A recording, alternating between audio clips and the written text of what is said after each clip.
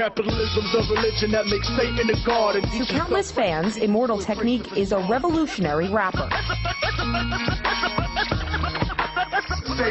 Those hearing him for the first time will notice it's not your conventional packaged and branded hip-hop. Who really made Bin Laden the man that he is? The CIA. Tech is as much an artist as he is a political activist. Lyrically tackling issues like war, poverty, and racism, this New Yorker makes no apologies for his words or perspectives. Most, if not all, of your lyrics focus on political issues and socioeconomic inequalities that are taking place domestically and internationally. At this point in time, with all the problems mounting up all over the world, what are you focusing on? Most recently, one of the larger things that I was focused on was the situation in Afghanistan. And actually, we had this conversation off camera, so we'll just get into it right now. The litmus test that is provided for our justification of invasion of another country. I think that while a lot of people would question our entrance into Iraq and say we should have never gone to Iraq, we should have never gone to this country, never. There's some people that say we showed up to Bosnia too late, you know, we should have gone there earlier.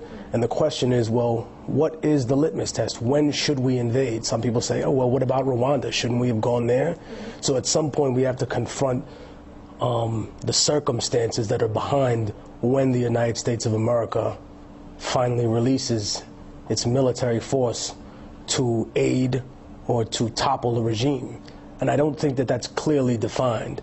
I think that there are talking points people come up with to say, all right, this person's a bad person, this person's a dictator, they treat their people terribly. That's fine, but we also are at peace and we support plenty of dictators who treat their people horribly. And we have done that systematically over the years. We used our Cold War with Russia in the past to justify behavior like this, claiming that if we didn't, all of a sudden it would fall to the communists and the economy would turn into a wash for us, that we wouldn't have access to any natural resources, everything would be nationalized. And now I don't think that we can really use that excuse anymore, so we come up with other ones. Oh, they're going to be taken over, they'll become a safe haven for terrorism or whatever it may be. But I think that as time progresses with any occupation, it begins to be revealed what the real reasons for us invading a country are, and they're to benefit us and to benefit our corporations rather than the safety of the civilians either there or here. Well, the reason that was given to the American people and the world at large for the U.S. Invading Afghanistan was 9/11.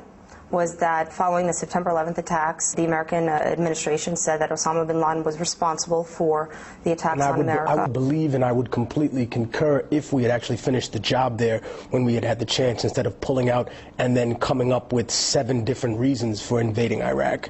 You know, first one didn't work out because they didn't have a nuclear weapon, which I remind people that was the catchphrase. They might be able to develop a nuclear capability, and nuclear, or as George Bush said, a nuclear, you know, whatever it may be, but that was continuously drilled into the heads of the American public.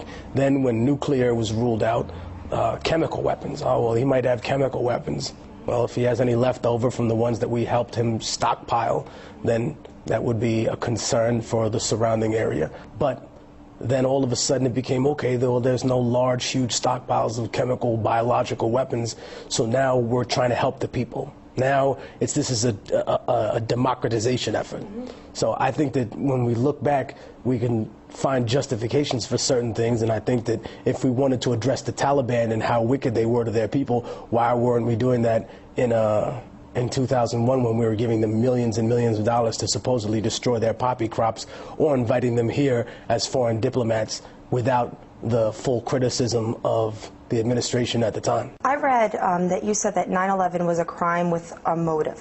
What do you mean by that? Well, I think that when we talk about 9/11, I myself don't like to give into conspiracy. So I just say that while I can't come here and say to people, oh, I know exactly what happened, that I know that the government's version is definitely not true, because they couldn't even tell the truth about the air to breathe after that occurred. They said that it was safe. that it was fine. And then when people developed these respiratory illnesses, and a lot of the first responders got very, very sick, some of them died, they went into full deniability mode. So someone that can't even tell me the truth about whether I can breathe this air or not, it really makes me question what else they said. You know, when I talk about it having a motive, I think that it was used as a catalyst to justify several other actions, or countless numbers of actions, I should say. Such as war? Not just war, but consolidation of power within America. The war on the outside, I think, is more of a distraction, unfortunately, for the American people to kind of look and point at and even rally in the streets about. But even if you go to a rally, and this is not a criticism of activism by any means, only a helpful hand to educate more people and make them understand that, look, even if we do 100,000, 500,000 people in front of Washington protesting a war, at the end of the day, what did we do? We spent a lot of gas money getting there. We helped the local economy by buying all that food that we did when we went there. And what did we really achieve? Moving people from one place to another. We're not really speaking their language. Their language is money, you know? And what they do over and over is take a action that occurs outside of this country, and while the public is completely focused on that, begin to reorganize what's happening here in America with the Patriot Act, with going after people who have some sort of criticism of America, with discrediting individuals who would even question the smallest concern that they have in terms of what the government's doing behind closed doors. I read following Obama's